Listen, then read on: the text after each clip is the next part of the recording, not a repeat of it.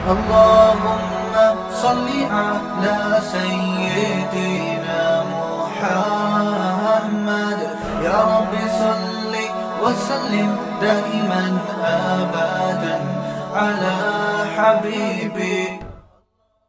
یاد رکھو علماء کے جو بیانات یوٹیوب پہ جاتے ہیں نا ان کے ویور بہت کم ہوتے ہیں. 1 لاکھ 2 لاکھ یہ کوئی لسنر تھوڑی ہیں. کسی گلوکار کے دیکھ لو نا 2 کروڑ 3 کروڑ ایسے پہنچے ہوئے ہوتے ہیں. تو کوئی گانا ہو اس کے 3-4 کروڑ تک پہنچے ہوئے ہوں گے اور پتہ نہیں کتنے لوگوں نے اپلوڈ کیا ہوا ہوگا. وہ کوئی مزاحیہ کلپ ڈال دو اس کے کروڑوں تک پہنچ جائیں گے. علماء کے لاکھوں تک بمشکل پہنچتے ہیں. وجہ اس کی کیا ہے کہ یہ معاملہ ہے غیب کا. گانے کا مزہ فلموں کا مزہ وقتی ہوتا ہے, اس کے بعد ٹھکائیے آخرت میں.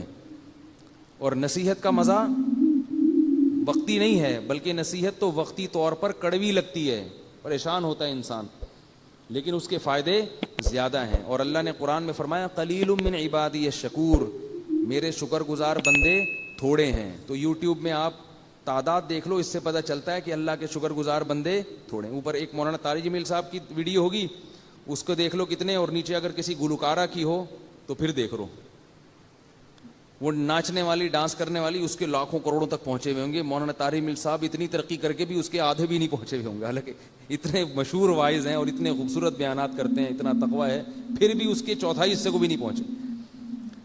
تو اس لیے جنت کا جو معاملہ ہے نا, نبی صلی اللہ علیہ وسلم نے ارشاد فرمایا حفت الجنت بالمکارہ وحفت النار بالشہوات.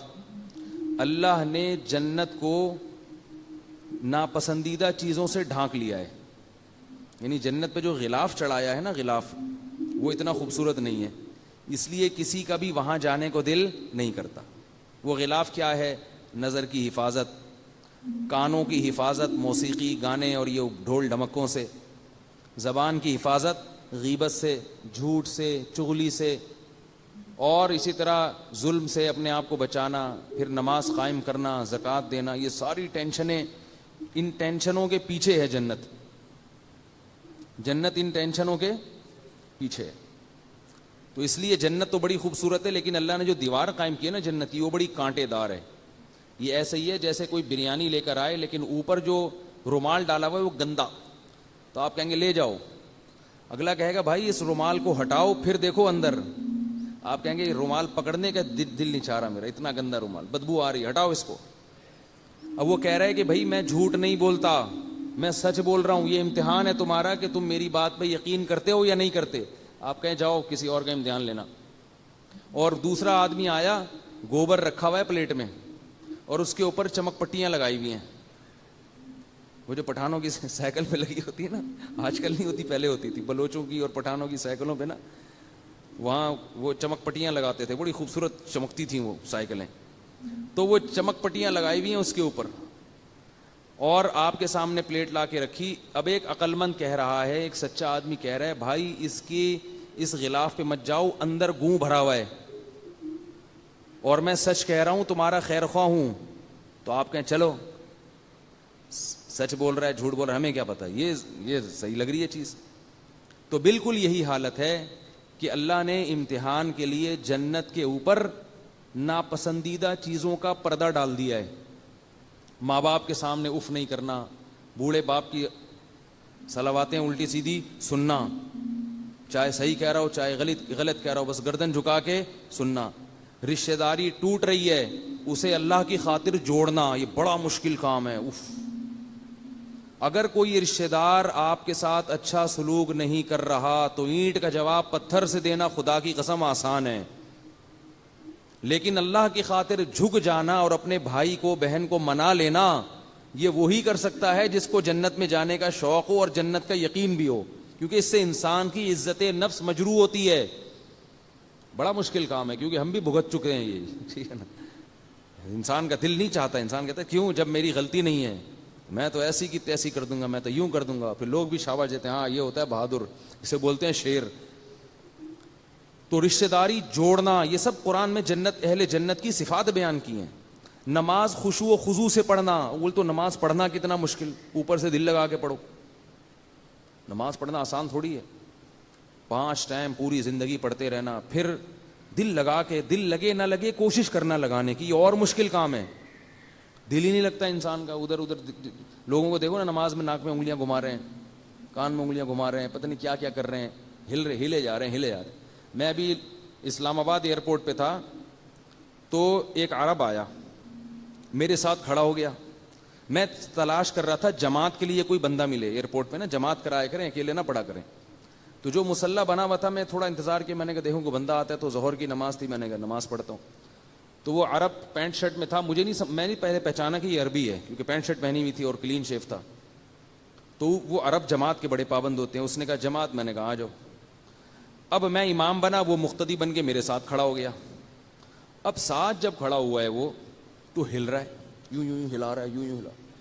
مجھے بڑی الجھن ہو رہی کہ کیا کر رہا ہے بھائی, تو تمیز سے کھڑا ہو جا تھوڑی دیر کے لیے. ہلے جا رہا ہے. پھر حد یہ ہوئی کہ پینٹ اپنی سیدھی کی یوں کر کے. پینٹ جب سیدھی نہیں ہوئی تو بیلٹ کھولی نماز میں بیلٹ کھول کے پوری اچھی طرح سے ٹائٹ کی. پوری نماز اس طرح پڑھی ہے. مجھے بڑا وہ ہو رہا تھا کہ بھائی یہ کیا ہے.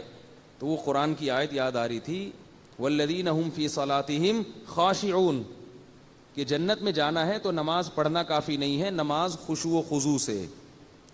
تو دل تو اپنے قابو میں نہیں ہے نا, کم از کم ظاہری جسم تو اپنے قابو میں ہے, اس کو تو انسان قابو میں رکھے. وہ بھی ہلے جا رہا ہے. جب اس نے پینٹ سیدھی کرنا شروع کی, بیلٹ کھول کے, ہے نا کہ یہ زیادہ ہو گئی بھائی, یہ زیادہ ہو گئی. تو ایک صاحب کو میں دیکھتا تھا کہ جب بھی وہ نماز شروع کرتے تھے, نماز تکبیر کے بعد ہاتھ باندھا, اس کے بعد اپنا چشمہ اتار کے جیب میں رکھا. ارے یہ نماز سے پہلے چشمہ اتار کے جیب میں رکھ لو. ہمارے حضرت فرمایا کرتے تھے کہ لوگوں کو پتہ نہیں کیا ہے, نماز کی نیت باندھتے ہی خارش شروع ہو جاتی ہے. تو فرماتے تھے کہ نماز کی نیت باندھنے سے پہلے پورا جسم اچھی طرح کھجا لو, ناک میں انگلیاں بھی گھما لو, کان میں انگلیاں بھی گھما لو, روئیاں ٹھوس لو, جہاں جہاں کھجانا ہے اپنے, ٹھیک ہے نا, کسی اور کے نہیں. اچھی طرح سے ہل کے جب تھک جاؤ نا, پھر نیت باندھا کرو. تو کتنا مشکل کام ہے خشوع و خضوع سے نماز پڑھنا, روزے رکھنا, اور بہت ساری چیزیں ہیں. پھر ہم نفلی عبادت بھی کرنی پڑتی ہے ہمیں, تاکہ فرائض میں جو کوتاہی ہوئی ہے وہ نوافل سے پوری. اب تراویح جو ہے, اس سے کیا فائدہ ہے کہ فرائض میں جو کوتاہی ہوگی تو اللہ تعالیٰ یہ تراویح کی نماز سے پورا کریں گے. یہ گریبی ہے, اوور ٹائم ہے یہ. تو نبی صلی اللہ علیہ وسلم نے فرمایا کہ جنت کو اللہ تعالیٰ نے ناپسندیدہ چیزوں سے ڈھانپ دیا ہے. اب جب نبی صلی اللہ علیہ وسلم, حدیث میں آتا ہے کہ جنت جب دیکھی نا فرشتے نے, تو اس نے کہا کہ جو اس جنت کا تذکرہ سنے گا وہ ہو ہی نہیں سکتا کہ اس میں جانے کی کوشش نہ کرے. اور جب اس نے جہنم دیکھی تو کہا کہ جو اس جہنم کا سنے گا ہو ہی نہیں سکتا کہ اس سے بچنے کی کوشش نہ کرے. تو اللہ تعالیٰ نے جنت پہ ناپسندیدہ چیزوں کی چادر چڑھا دی, اور جہنم پہ خواہشات کی چادر چڑھا دی. جہنم کی جو دیوار ہے نا, وہ کیا ہے, وہ ہے جو غلاف چڑھا ہوا ہے نا, وہ ہے زنا, شراب, غصہ جاری کرنا, اینٹ کا جواب پتھر سے دینا. ابا اگر پوچھ رہے ہیں رات کو 1 بجے کیوں آ رہے ہو, تو جواب دینا کہ کیوں پوچھ رہے ہو, میں جوان ہو گیا ہوں, ابھی میں بچہ نہیں ہوں. یہ ہوتا ہے گھروں میں, آپ کیوں پوچھ رہے ہیں بھائی. ایک صاحب نے مجھے بتایا کہ میں اپنے بچے سے پوچھتا ہوں نا, 1 بجے گھر آتا ہے, بیٹا کیوں اتنی دیر سے آ رہے ہو. حالانکہ ان صاحب نے اپنے بیٹے کو پڑھایا, یورپ بھیجا تعلیم کے لیے, 5 سال وہاں بھیجا, سارا خرچہ باپ نے کیا, اتنا پڑھایا لکھایا, اور پھر بابا پوچھتے ہیں کیوں آ رہے ہو, تو کہتے ہیں آپ کون ہوتے ہیں پوچھنے والے. تو میں پھر ان سے پتہ ہے کیا کہتا ہوں, کہ ایسے بچے کو کان سے پکڑ کے باہر نکال دو, جب 2 دن روڈ پہ گزارے گا تو اس کا دماغ درست ہوگا. لیکن وہ کہتے ہیں کہ ماں رکاوٹ بن جاتی ہے, اکثر کیسز میں ایسا ہوتا ہے, ماں رکاوٹ بن جاتی ہے. تو میں نے کہا اماں کو بھی اس کے ساتھ بٹھا دو وہاں روڈ پہ, کیونکہ باپ جو ہے نا ایسی باتیں سن سن کے برین ہیمریج ہو جاتا ہے اس کو. بیٹا تو جہنم میں جا ہی رہا ہے, جب وہ روڈ پہ بیٹھے گا شاید اس میں عقل آ جائے, ورنہ جائے جہنم میں بھائی. شاید 3-4 دن جب روڈ پہ بیٹھے گا تو شاید اس میں عقل آ جائے کہ میرا تو کچھ بھی نہیں ہے, یہ مجھے عزت ملی, یہ پیسہ ملا, یہ تعلیم ملی, نام ملا, قوم ملی, یہ سب کہاں سے ملا ہے مجھے, یہ تو باپ سے ملا ہے. تو جنت جہنم میں جانے کے لیے زنا کرنا پڑے گا, بڑی مزیدار چیز ہے. جہنم میں جانے کے لیے جھوٹ بولنا پڑے گا, کتنا مزہ آتا ہے, پیسے مل جاتے ہیں جھوٹ بول کے. جہنم میں جانے کے لیے ابا اماں کا احترام نہیں کرنا پڑے گا. عورت کے لیے جہنم میں جانا بہت آسان. ایک کام بتاؤں, وہ کر لے تو بغیر حساب کتاب کے جہنم. خواتین اگر جہنم میں جانا چاہتی ہیں اپنی ڈائری میں نوٹ کر لیں, اتنا آسان کام بتا رہا ہوں, گارنٹی ہے جہنم کی. وہ ہے شوہر کا دل دکھائیں اور شوہر کی نافرمانی کریں, شوہر کو خوش نہ رکھیں. کیونکہ نبی صلی اللہ علیہ وسلم نے فرمایا جس عورت کا شوہر اس سے خوش نہیں ہے وہ عورت جنت میں نہیں جا سکتی. بہت آسان ہے, اس کی ایسی کی تیسی کر کے رکھو, ٹھیک ہے, خرچہ پورا لو اس سے. پرچی آئیں گی, 1 درجن انڈے لا دو, 1 کلو ٹماٹر لا دو. وہ خان سامہ جا رہا ہے ٹماٹر لینے کے لیے, انڈے لینے کے لیے, واپسی پہ دہی بھی لیتے آئیے گا. ابھی دہی لے کے آ رہا ہے, ایک میسج آ گیا, واپسی پہ ایک بڑی ڈبل روٹی بھی لیتے آئیے, پھر جا رہا ہے واپس, ٹھیک ہے نا. تو اس کا خون چوس کے رکھو. بیمار ہو جائے, آپ بیمار ہو جائیں تو اس سے سارے پیسے لو علاج کے. اگر ٹھیک نہیں ہو رہی تو اسی پہ ڈال دو کہ یہ صحیح خرچہ نہیں کر رہے. میں نے کہا تھا آغا خان لے کے جاؤ, انہوں نے لیاقت نیشنل میں داخل کرا دیا. بچہ اگر بیمار ہو جائے تو اس کا خرچہ بھی کس سے لیا جاتا ہے بھائی؟ ابا سے لیا جاتا ہے. بچوں کی فیسیں ابا سے لی جائیں گی. سارے اس کا خون نچوڑ دو, مگر مانو اپنی. منمانی کس کی ہوگی؟ بہت ہی شارٹ کٹ راستہ ہے جہنم میں جانے کا. اچھا خیر, زیادہ نہ ہو جائے کہیں. تو نبی صلی اللہ علیہ وسلم نے فرمایا کہ اللہ تعالیٰ نے, اور مرد کے لیے جہنم میں جانے کا پتہ ہے سب سے شارٹ کٹ راستہ کیا ہے اس زمانے میں؟ مردوں کے لیے ہے بد نظری. بے حیائی سے نہیں بچتے آج کل. انٹرنیٹ پر بیہودہ چیزیں دیکھی جا رہی ہیں. جہاں کوئی چمکتا دھمکتا چہرہ نظر آئے گا, ایک دفعہ لازمی دیکھتے ہیں اس کو کہ یار حسرت نہ رہ جائے کہیں. اور پھر صحت بھی خراب ہوتی ہے, گناہوں کی طرف طبیعت بھی مائل ہوتی ہے. تو یہ تو اللہ نے سب سے بڑی آزمائش مرد کے لیے عورت کو بنایا ہے. یہ قرآن میں ہے, زُيِّنَ لِلنَّاسِ حُبُّ الشَّهَوَاتِ مِنَ النِّسَاءِ. قرآن کے الفاظ ہیں کہ ہم نے لوگوں کے لیے یعنی مردوں کے لیے جو سب سے مزین چیز بنائی ہے وہ عورتوں کو بنایا ہے. سب سے مزین کا کیا مطلب ہے کہ چادر اللہ نے خوبصورت ڈالی ہوئی ہے, لیکن ہے کیا وہ؟ عذاب ہے, آگ ہے اگر حرام طریقے سے جاؤ گے. اب اس کا حل اللہ نے کیا بتایا؟ بھائی اتنی مزین چیز کو چھوڑے گا کیسے؟ تو اللہ نے فرمایا هل انبئکم بخیر من ذالکم. اس سے بھی زیادہ مزیدار چیز نہ بتاؤں؟ وہ ہے کہ اگر تم تقوی اختیار کرو گے تو جنت میں تمہیں حوریں ملیں گی, وازواج مطہرات, پاکیزہ بیویاں ملیں گی. تو یہاں مزے اڑا لو گے تو وہاں سے محروم. نہیں آ رہی نا بات سمجھ میں؟ اور وہاں اگر مزے چاہتے ہو تو یہاں نظر کو جھکاؤ. اور ایک اور طریقہ ہے, وہ میں پھر ابھی بعد میں بتاؤں گا, آپ اکیلے میں مل لیں, ٹھیک ہے نا. ایک اور حل بھی اللہ نے بتایا قرآن میں, ایک اور حل بتایا, وہ ابھی سب کے سامنے بتانا مناسب نہیں. لوگ کہتے ہیں گھوم پھر کے نا ہر دفعہ ادھر ہی آ جاتے ہو. تو نکاح کر لو بھائی, حلال طریقے سے رکھو, نبیوں کی سنت ہے, اولاد ملے گی, حقوق ہوں گے. تو نظر کی حفاظت یہ بڑا اہم کام ہے. نظر کی حفاظت مرد کے لیے. عفیف اور پاک دامن لوگ آج کل چراغ لے کے بھی مشکل ہو رہا ہے تلاش کرنا, جو اپنی بیوی پر اکتفا کریں اور ان کی بیوی کو یہ اعتماد ہو کہ ہمارے شوہر کا ہمارے علاوہ کسی اور سے کوئی لنک نہیں ہے. بہت سے ہیں اچھے, لیکن آج کل یہ میرے پاس بہت ساری کالز آتی ہیں خواتین کی کہ میاں صاحب غلط چکروں میں پڑے ہوئے ہیں. تو بھائی اپنے آپ کو ان چکروں سے بچاؤ. ایک خاتون بیچاری بہت پریشان ہے, یو کے سے فون کرتی ہیں, زندگی رو رہی ہیں کہ میرے میاں کو لت پڑ گئی ہے لڑکیوں سے, دوستوں کی, میرے بچے تباہ ہو رہے ہیں, برباد ہو رہے ہیں. اب میں ان بیچاری کو کیا کہتا؟ ان کو میں نے کہا صبر کرو, اس کو بڈھا ہونے دو, اپنے میاں کو کیا ہونے دو؟ بڈھا ہونے دو. ابھی جوانی کا جوش ہے نا, تھوڑے دن میں بڈھا ہوگا, پھر دیکھو کیا ہوتا. اور ایسا آدمی بڈھا بھی جلدی ہوتا ہے.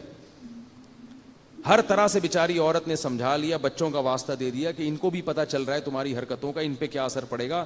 لیکن وہی بات ہے کہ لوط علیہ السلام کی قوم جس بدکاری میں مبتلا ہو گئی تھی, لوط علیہ السلام نے سمجھایا سمجھایا سمجھایا سمجھایا تو اللہ قرآن میں کیا فرماتے ہیں؟ لعمرک انہم لفی سکرتہم یعمہون. اے محمد صلی اللہ علیہ وسلم, ہمیں آپ کی عمر کی قسم, وہ لوگ اس وقت بڑے نشے میں پڑے ہوئے تھے, ان کو لوط علیہ السلام کی باتیں سمجھ میں نہیں آ رہی تھی, بہت نشے میں مست تھے. جب گناہ انسان کے سامنے ہوتا ہے تو وہ نشے میں مست ہو جاتا ہے, پھر نہیں دیکھتا کہ کیا ہے. تو اللہ نے پھر کیسا عذاب دیا, فجعلنا عالیہا سافلہا فرمایا ہم نے زمین کو اٹھا کے الٹا دے کے پٹک دیا, پوری قوم کو اللہ نے تباہ کر دیا.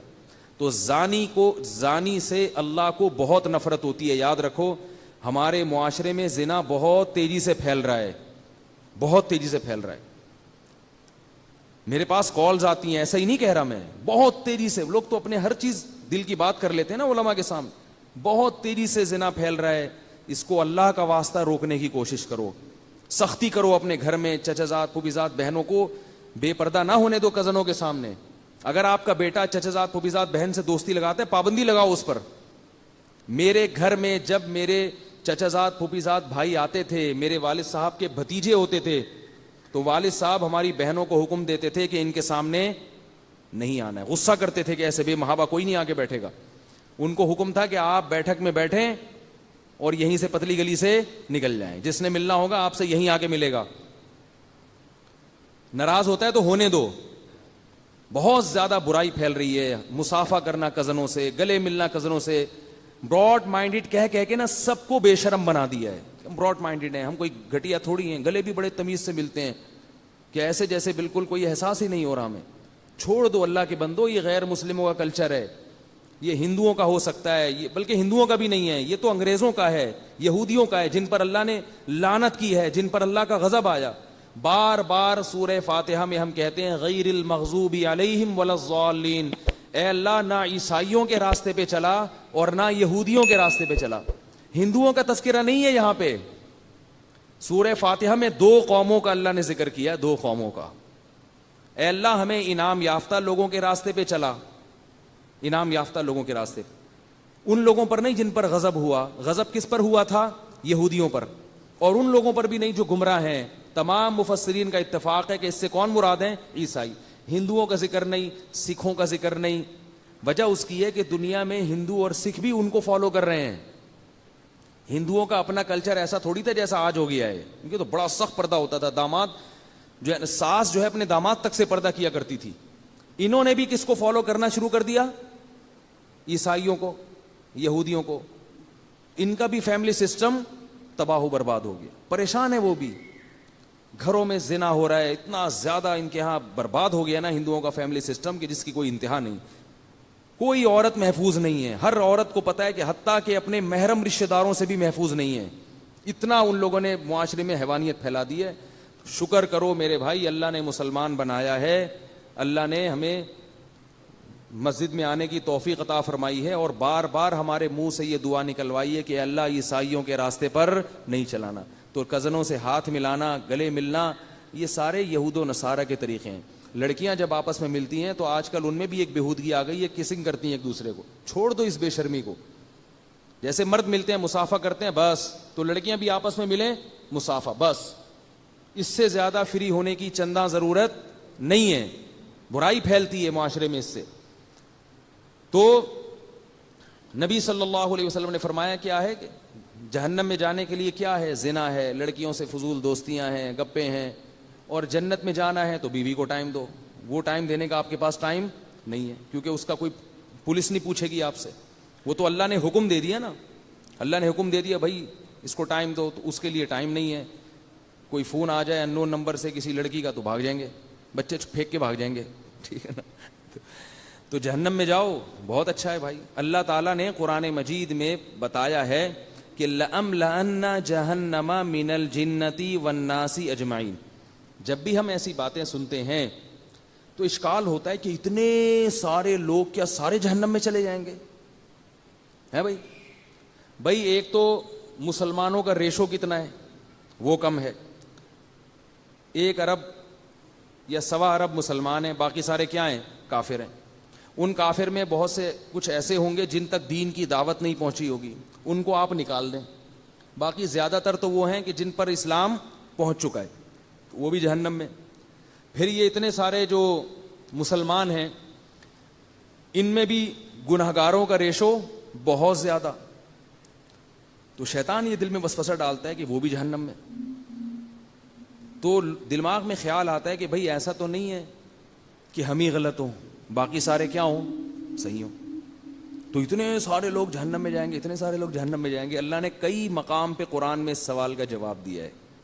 پہلے دلائل قائم کیے اپنی توحید پر کہ میں خدا ہوں، میں رب ہوں، میں کھلاتا ہوں، میں پلاتا ہوں، میرے سوا کوئی معبود نہیں، اور میں نے آسمان سے جو دین اتارا ہے وہ صرف اسلام ہے، اسلام کے علاوہ کوئی اور چیز قابل قبول نہیں ہے، اور میں زنا کو ناپسند کرتا ہوں، میں بے حیائی کو ناپسند کرتا ہوں، میں بول رہا ہوں رک جاؤ. کیسی عجیب عجیب آیتیں ہیں قرآن کی، خدا کی قسم.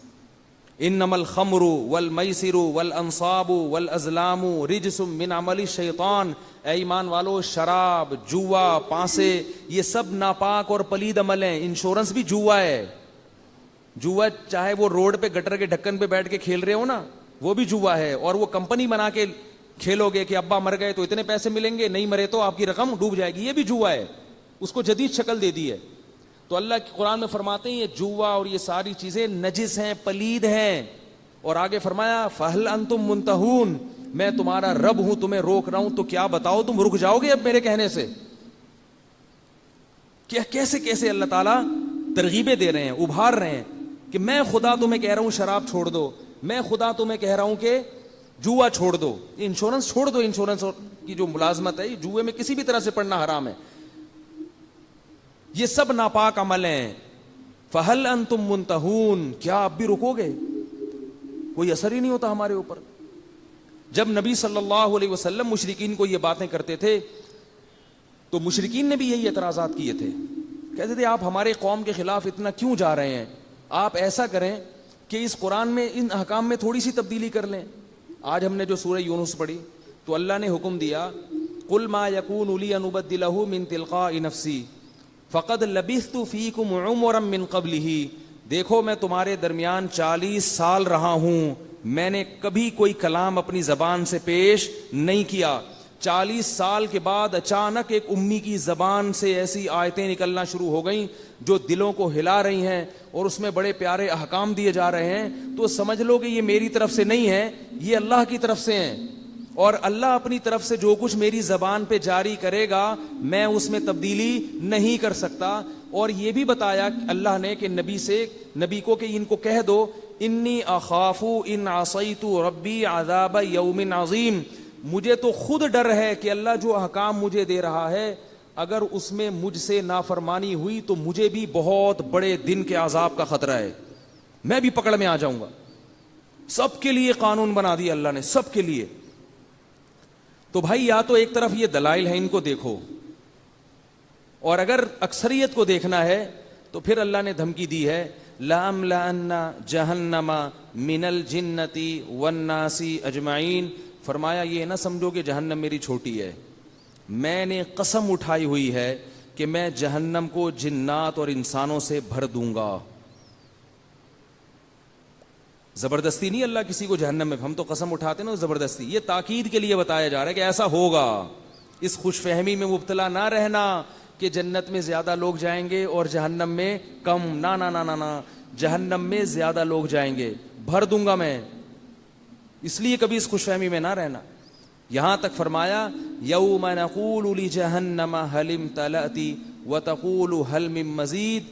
اس دن کو یاد کرو جب ہم جہنم سے کہیں گے کہ اے جہنم کیا تو بھر گئی ہے، اور جہنم کہے گی اے اللہ بتا اور بھی کوئی ہے تو ڈال دے میرے پیٹ میں، اور بھی ہے تو ڈال دے میرے پیٹ میں. وجہ اس کی یہ ہے کہ اللہ نے اپنے بندوں پر حجت کو تام کر دیا ہے. لا اکراہ فی الدین قد تبین الرشد من الغی. فرمایا دین میں زبردستی نہیں ہے، آپ غیر مسلم کو زبردستی مسلمان نہیں کر سکتے. آپ کسی ہندو کو سمجھا تو سکتے ہو کہ اس پتھر کے سامنے سر مت جھکاؤ، گن پوائنٹ پہ اس کو وہاں سے ہٹا نہیں سکتے، اسلام نے اجازت نہیں دی. لیکن آگے اللہ نے دھمکی دے دی ہے. اللہ نے فرمایا کہ میں جو کہہ رہا ہوں نا کہ زبردستی دین پہ نہیں لا سکتے، اس لیے نہیں کہ تمہیں کنفیوژن ہے کہ پتہ نہیں ہمارا دین صحیح بھی ہے یا نہیں ہے. نا نا نا نا نا، فرمایا اس لیے نہیں لا سکتے قد تبین الرشد من الغی. سیدھا راستہ اور غلط راستہ بالکل ایسے کلیئر ہے جیسے دودھ کا دودھ اور پانی کا پانی.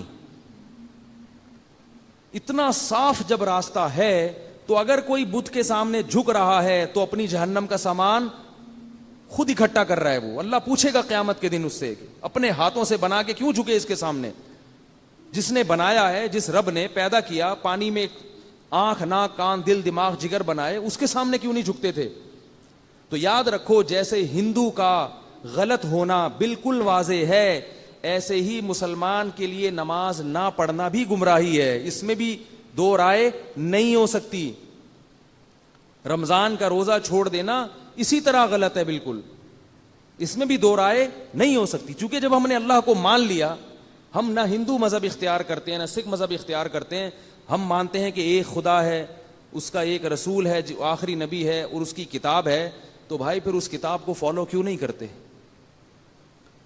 اس کو کیوں نہیں فالو کرتے؟ لوگ کہتے ہیں مولویوں میں اختلاف بہت ہے، بھائی قرآن کے حکام تو بہت واضح ہیں نا، کیا مولویوں میں یہ بھی اختلاف ہے کہ نمازیں 5 ہے کہ 4 ہیں؟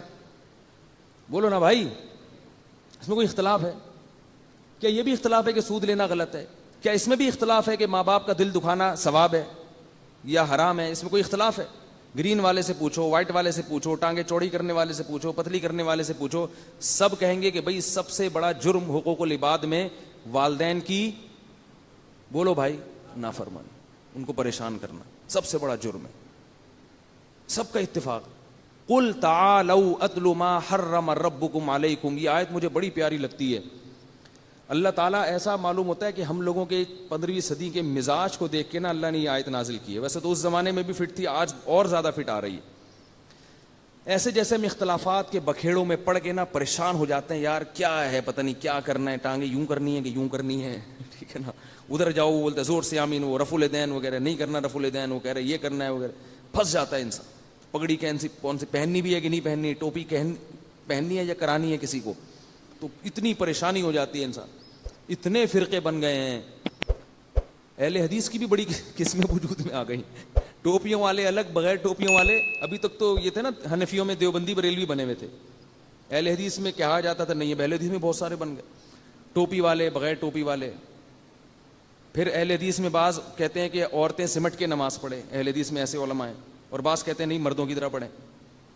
پھر جو بغیر ٹوپی والے ہیں ان میں بھی بہت، نماز جنازہ کچھ زور سے پڑھتے ہیں، کچھ آہستہ پڑھتے ہیں، کچھ عجیب۔ تو پبلک اتنی پریشان ہوتی ہے کہ یار یہ دین کے مقتدا اور رہبر ہیں، کہاں لے کے جا رہے ہیں یار ہم؟ ٹھیک ہے آپ علماء کے پاس بیٹھ کے یہ مسئلے بھی حل کریں تاکہ حق تک پہنچے، لیکن یہ اتنے بڑے ایشو نہیں ہیں، یہ مسئلہ آپ کا حل نہیں ہوا تو جہنم میں نہیں اللہ پھینکے گا آپ کو، اس بنیاد سیکھیں تاکہ گمراہی کی طرف نہ جائیں، لیکن یہ اتنا بڑا ایشو نہیں ہے۔ بڑے ایشو کیا ہیں؟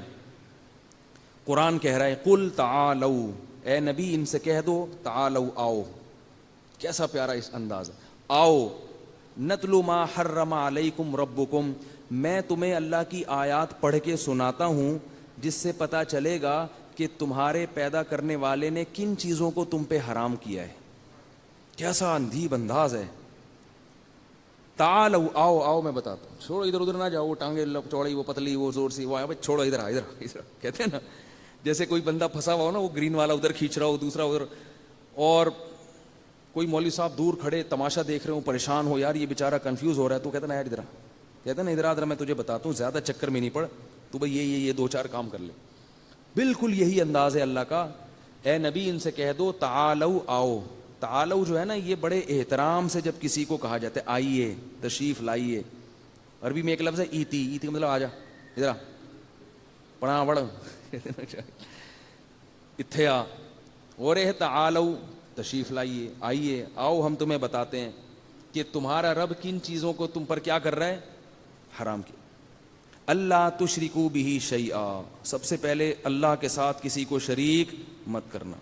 یا اللہ مدد چلے گا، یا رسول اللہ مدد قبول نہیں ہے، نہیں ہے، بس چھوڑ دو اپنے مولوی لوگ جو تمہیں کہہ رہے ہیں نا یا رسول اللہ مدد ہونا چاہیے، ان کے فلانے مہاجر مکی نے لکھ دیا تو فلاں نے لکھ دیا، وہ ہمارے اکابر نے لکھا ہے، مشکل کشا اس معنی میں نہیں لکھا مشکل کشا کہ اللہ نے ان کو اختیارات دیے ہیں، مشکل کشا اس کو بھی کہہ دیا جاتا ہے بعض دفعہ کہ وہ آپ کی کوئی مشکل بیٹھ کے حل کر دے، اور اس لفظ کو پکڑ کے بیٹھ کے کہ حاجی امداد اللہ مہاجر نبی مکی نے بھی مشکل کشا لکھا ہے، وہ بھائی وہ اس معنی میں نہیں لکھا، اگر اس معنی میں لکھتے کافر ہو جاتے اور ہم ان کو اپنے بزرگوں کی فہرست سے نکال دیتے، جو مشرک ہے وہ تھوڑی بزرگ ہوتا ہے، لیکن جو شریعت کی بات ہے، جو قرآن کہہ رہا ہے، وہ اس کو دیکھو کہ اللہ کے ساتھ کسی کو دعا میں شریک مت کرو۔ اس پہ تو 2 رائے ہیں نہیں، اس میں تو اللہ نے پیغمبروں کے والدین کو نہیں معاف کیا، بھائی ہم اور آپ کس کھیت کی مولی ہیں؟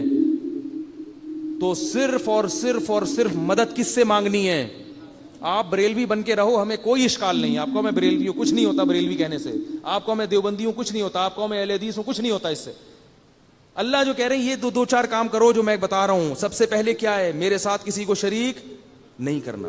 ناموں سے نہیں ہوگا. اللہ تعالیٰ قیامت میں یہ نہیں دیکھیں گے دیوبندی بریلوی اہل حدیث کیا ہے. اللہ کہیں گے جو احکام اور عقائد میں نے دیے تھے وہ ہیں یا نہیں. اگر اللہ نام دیکھ کے جنت میں داخل کریں تو صرف جماعت المسلمین والے جنت میں جائیں گے, کیونکہ انہوں نے باقاعدہ 1975 میں اپنا نام جماعت المسلمین گورنمنٹ سے رجسٹرڈ کروا دیا ہے. وہ تو کہیں گے اللہ ہمارے پاس تو سرٹیفکیٹ ہے پورا, ٹھیک ہے نا. کام کرو کام مسلمانوں والے, ٹھیک ہے نا, کام. تو پہلی بات کیا ہے؟ اللہ تشرکو بہ شیئا, اللہ کے ساتھ کسی کو ذرہ برابر بھی شریک نہیں کرنا. بس اختیارات صرف کس کے ہیں؟ اللہ کے. یا ایھا الناس انتم الفقراء الی اللہ, اے لوگوں میں نبی بھی داخل ہیں یا نہیں ہے؟ سب داخل ہیں اس میں. انتم الفقراء الی اللہ, تم سب کے سب اللہ کے در کے فقیر و محتاج ہو, کچھ نہیں کر سکتے اللہ کے ارادے کے بغیر. انبیاء بھی اس میں داخل ہیں. انبیاء تو اور زیادہ تواضع کے ساتھ دنیا میں زندگی گزارتے ہیں. قرآن میں کتنی جگہ اللہ نے اپنے نبی صلی اللہ علیہ وسلم کو بھی تنبیہ کی ہے کہ اگر آپ بھی سیدھے راستے سے ہٹے تو آپ کو اللہ کے عذاب سے کوئی نہیں بچا سکتا. حالانکہ نبی کبھی بھی سیدھے راستے سے نہیں ہٹتے, یہ بتانے کے لیے کہ یہ بھی میرے احکام کے مکلف ہیں, تم بھی میرے احکام کے مکلف ہو, یہ بھی ہے, یہ بھی میرے بندے ہیں. تبھی ہم جب کلمہ پڑھتے ہیں اشہد ان لا الہ الا اللہ وحدہ لا شریک لہ واشہد ان محمدا عبدہ ورسولہ, دیکھو کیسا عجیب کلمہ ہے. عبد کا لفظ پہلے ڈال دیا, رسول کا لفظ بعد میں. بندے ہیں, غلام ہیں اللہ کے, اس کے بعد ہیں رسول. یہ ہمارے کلمے میں یہ لفظ اس لیے ڈال دیا تاکہ ہمارے اندر وہ شرک نہ پھیلے جو عیسائیوں میں پھیل گیا تھا. اور آگے فرمایا ولا تشرکوا بہ شیئا وبالوالدین احسانا, اور دوسرا حکم کیا دیا؟ والدین کے ساتھ اچھا سلوک. احسان پتہ ہے کسے کہتے ہیں؟ خدمت کو نہیں کہتے. احسان کا مطلب ہے کہ جتنا ان کا حق بنتا ہے اس سے زیادہ کیا جائے. احسان کہتے ہیں کسی بھی چیز کو بہت ہی اچھے طریقے سے کرنا. جیسے حدیث میں آتا ہے نا, نماز میں احسان کیا ہے کہ ایسے عبادت کرو جیسے استحضار ہو کہ اللہ تمہیں دیکھ رہا ہے. تو ہر چیز کو بہت عمدہ طریقے سے کرنا. اور فرمایا ولا تقتلوا اولادکم من املاق, اپنی اولاد کو قتل مت کرو غربت کے خوف سے. نحن نرزقکم وایاہم, رزق تمہیں ہم دیتے ہیں اور ان کو بھی ہم دیں گے. آج اولاد کو قتل تو نہیں کیا جاتا, لیکن پریگننسی میں حمل ضائع کرا دیا جاتا ہے. اور یہی ہوتا ہے کہ اس کی فیسیں کون بھرے گا, اس کے علاج کے خرچے کون اٹھائے گا. 2 بچوں کو پالنا مشکل ہو رہا ہے, تیسرا آئے گا, اس کی فیسیں کون دے گا؟ اللہ نے کیا کہا کہ اس کو رزق کون دے گا؟ میں دوں گا. یہ بہت بڑا جرم ہے, یاد رکھو. حمل روکنا اس نیت سے کہ میں خرچے کیسے پورے کروں گا.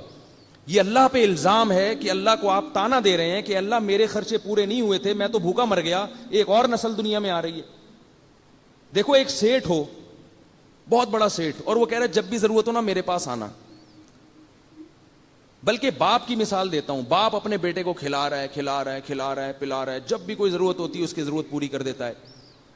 اب بیٹے کو کوئی چیز خریدنی تھی جو بڑی اس کی محبوب چیز تھی, اور وہ نہ خریدتا تو بہت نقصان ہوتا. تو بیٹے نے اس لیے نہیں خریدی کہ پتہ نہیں ابا مجھے پیسے دیں یا نہیں دیں. باپ کو جب پتہ چلے گا اس کو غضب آئے گا کہ نہیں آئے گا؟ کہے گا یار ساری زندگی میں نے آج تک کبھی نہ کی ہے, اور تجھے اب کیسے خیال آ گیا یار؟ اس کا مطلب تو مجھے کنجوس سمجھتا ہے, یا تو یہ سمجھتا ہے کہ میرے خزانوں میں کمی ہے. یہ تو نے سوچ کیسے لیا میرے بارے میں؟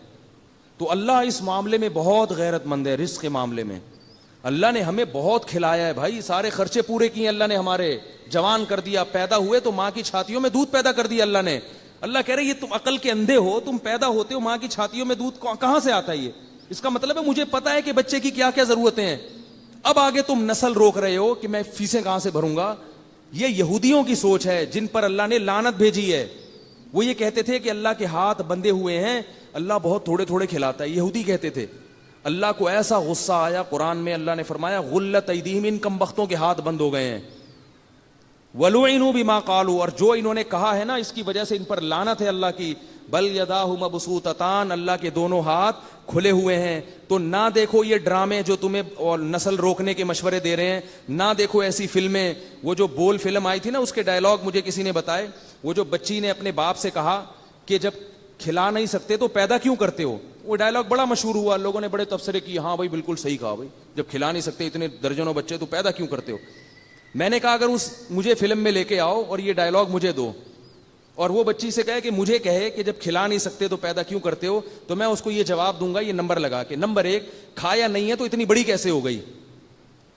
یہ جو ہے نا میڈیا آپ کی آنکھوں پہ پردہ ڈالتا ہے, خدا کی قسم, یہ سب یہودیوں سے پیسے لے کے ہمارے کلچر کو تباہ کر رہے ہیں. بیٹی کو باپ کا کیسا بدتمیز بنا رہے ہیں آپ دیکھو.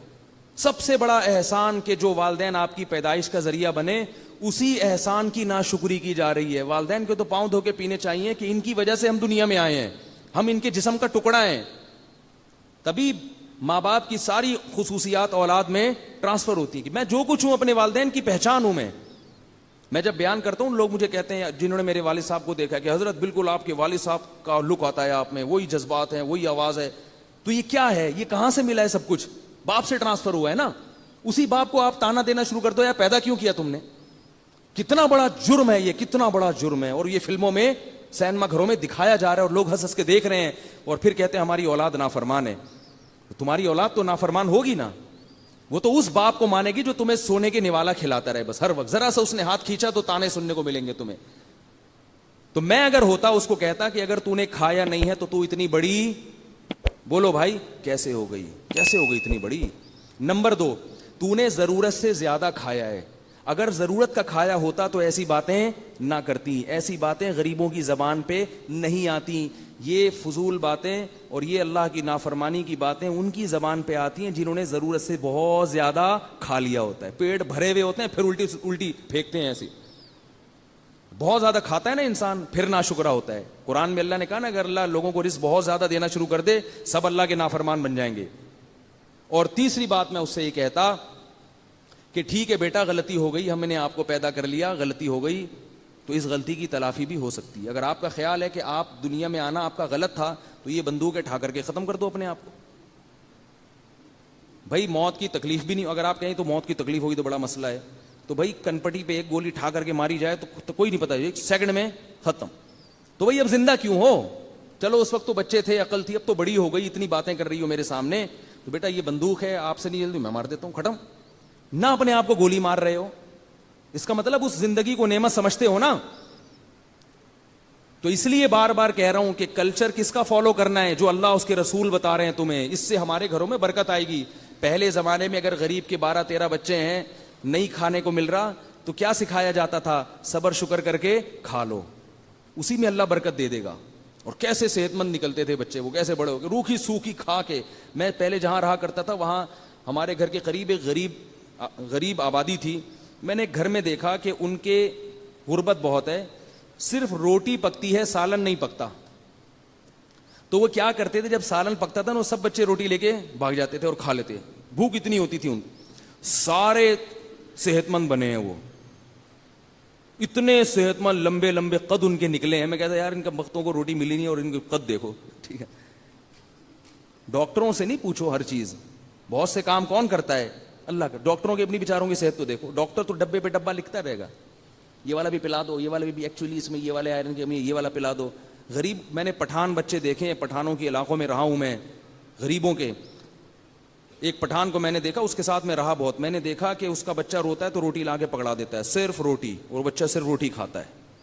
اتنا طاقتور, اتنا.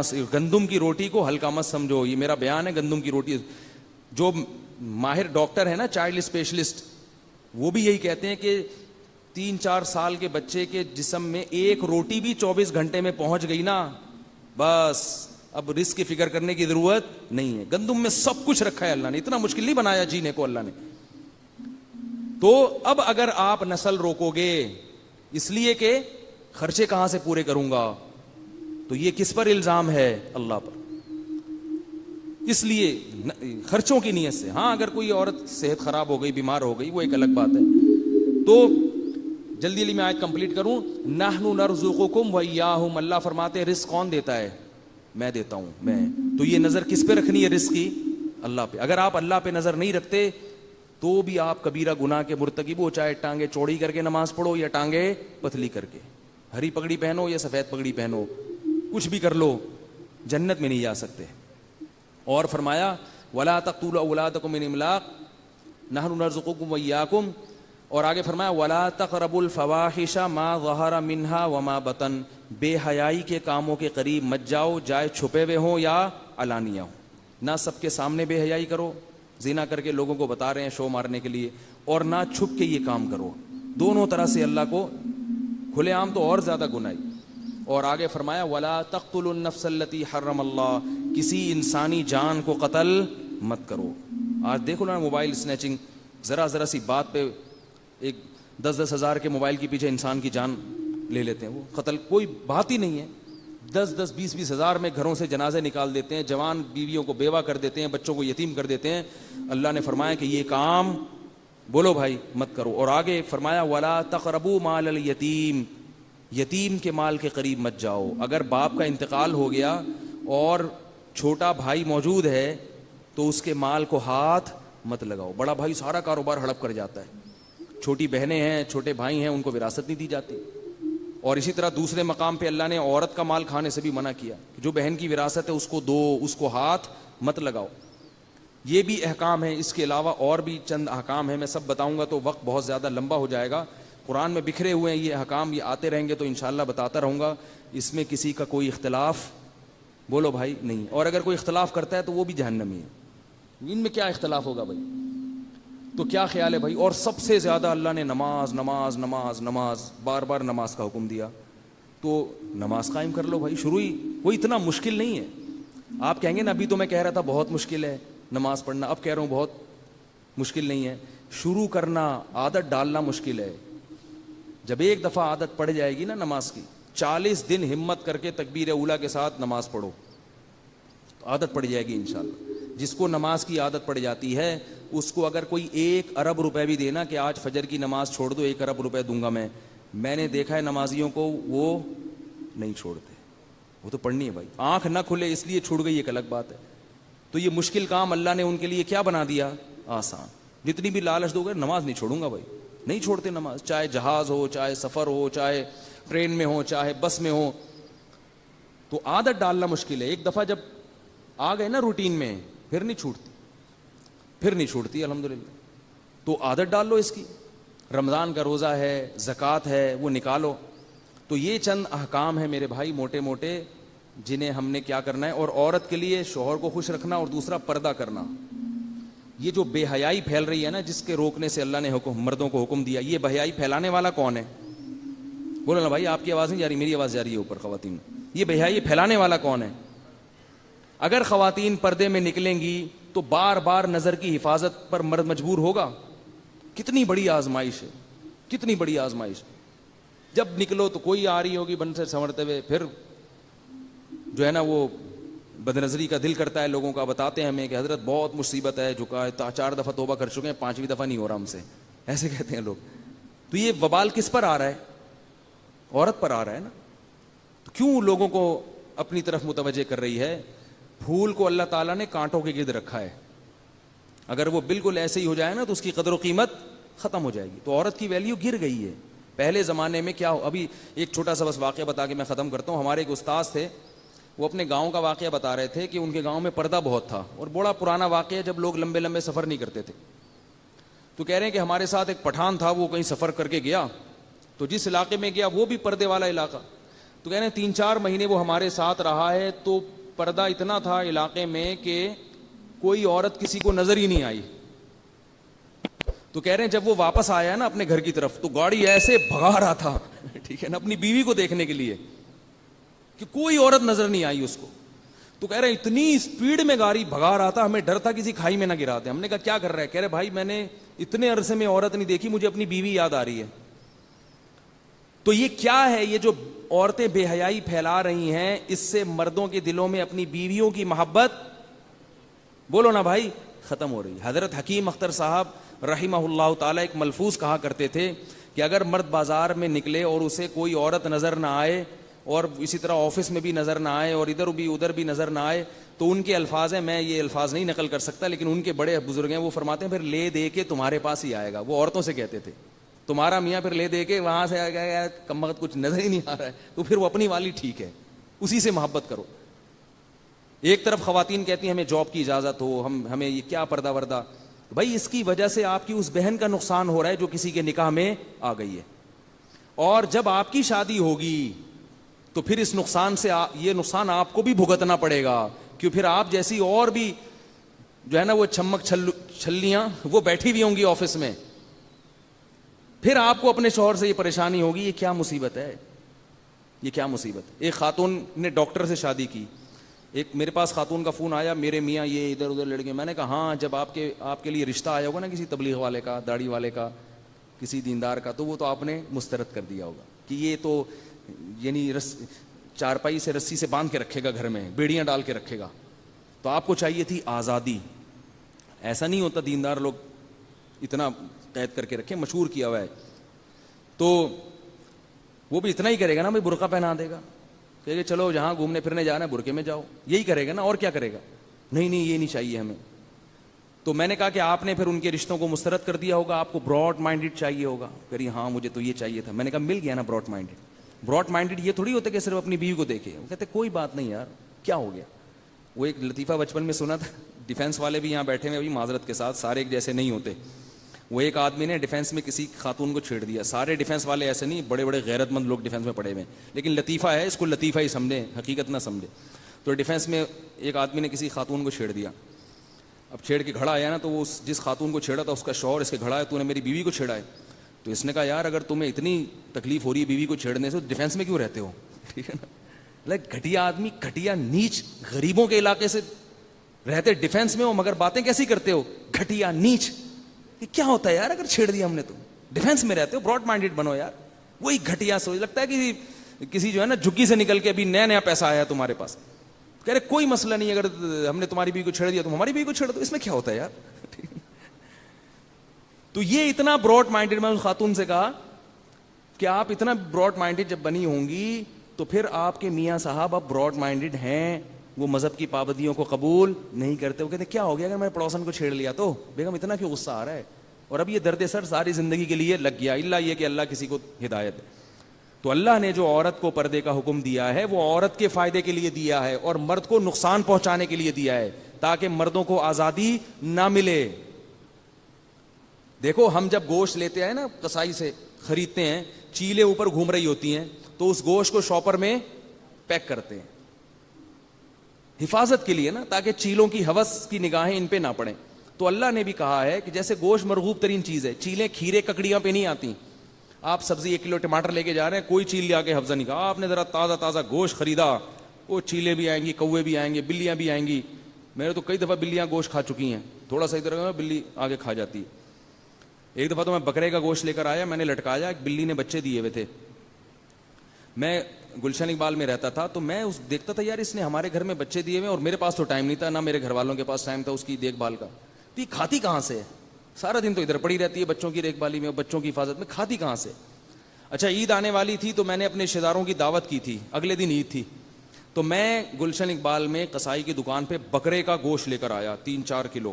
رشتے داروں کو بلانا تھا میں نے, صاف ستھرا گوشت. بائک پہ لے کے گیا میں, گوشت لا کے میں نے بائک پہ لٹکایا اور بھول گیا, گھر میں ویسے ہی آ گیا. بیٹھ کے گپ شپ کرنے لگا, تو گھر والوں نے تھوڑی بات کہا آپ کہاں, اب تو گوشت نہیں لائے. میں نے کہا ارے وہ تو میں بھول گیا, بائک پہ لٹکا ہوا ہے. جب میں گیا ہوں تو بلی بیٹھ کے خلال کر رہی تھی. ہوتا نا تسلی سے کھا پی کے فل لو کے, اب آخر میں بیٹھ کے تسلی سے کیا ہو رہا ہے, خلال چل رہا ہے, ریشے ویشے دکھا لو.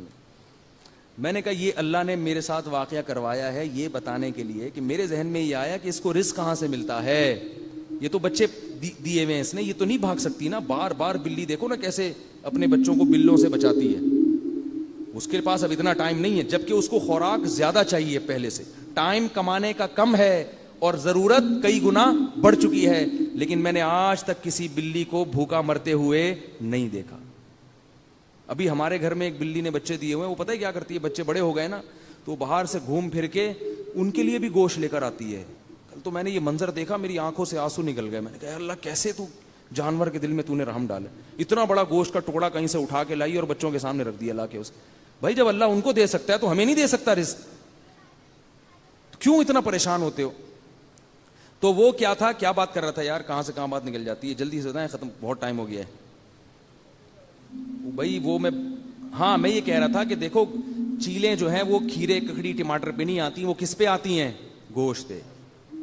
تو اس کو پیک کیا جاتا ہے. تو اسی طرح اللہ نے عورت کو حسن و جمال دیا, اس کو عزت دی, کہا کہ پیک ہو جاؤ تم, ورنہ یہ ساری ہوس کی نگاہیں تم پہ پڑیں گی, تمہاری ویلیو معاشرے میں گر جائے گی. اس بد نظری کا یہ عذاب ہے کہ اب ہر ایک کو شادی کے لیے بے انتہا خوبصورت چاہیے, کیونکہ اتنا کچھ دیکھ چکے ہیں مرد کہ اب ان کو واجبی چہرے والی سمجھ میں نہیں آتی. فلمیں دیکھ دیکھ کے, ڈرامے دیکھ, ان کو وہی حسن چاہیے, وہ ملتا نہیں ہے مارکیٹ میں, ٹھیک ہے نا. تو وہ ڈالڈا کھا کے وہ حسن تھوڑی پیدا ہوتا ہے. تو وہ پھر خواتین ڈسٹمپر کے پورے ڈبے کر کے اپنی بچیوں کو بٹھاتی ہیں.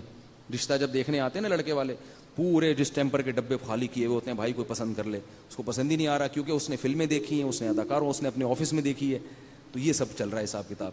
تو اللہ نے جو ہمیں کہا میرے بھائی وہ کر لو, اللہ نے پھر آخرت میں کیا رکھی ہے ہمارے لیے؟ جنت رکھی ہے. تو تھوڑا مشکل ہے, لیکن ایک دفعہ عادت ڈالنی پڑے گی, پھر پاکیزہ زندگی مل جائے گی, پھر اسی زندگی میں مزہ آنا شروع ہو جائے گا, پھر گناہوں کی زندگی سے نفرت. ہمارے فرماتے تھے کہ مجھے جب کسی عورت پہ نظر پڑتی ہے تو نظر جھکانی نہیں پڑتی, خود بخود نظر جھکتی ہے میری, خود بخود. اچھا ہی نہیں لگتا دیکھنا, خود بخود جھکتی ہے. تو یہ عادت پڑ جاتی ہے انسان کو. اللہ تعالی ہم سب کو سمجھنے کی, عمل کی توفیق عطا فرمائے.